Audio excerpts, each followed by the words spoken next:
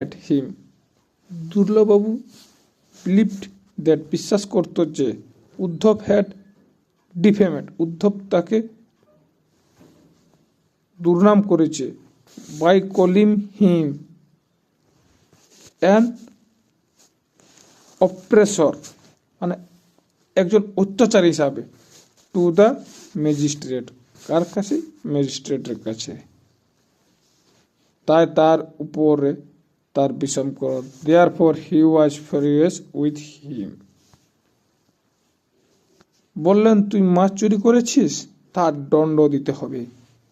He said, you have stolen the fish, you must be punished. ধনঞ্জয়কে বললেন, একে ধরে নিয়ে যাও। He told Dhananjay, take him away, যতক্ষণ না 10 টাকা দণ্ড আদায় হয় ছেড়ে দিও না। Do not release him until a fine of 10 rupees is collected. Uddhav হাত জোড়ো করে বলল।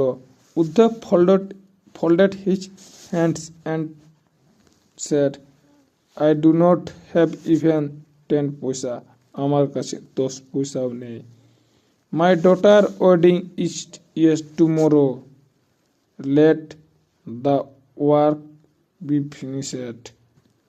কাজ শেষ হয়ে যাক, then you punished me, তারপর তুমি আমাকে শাস্তি দেবে।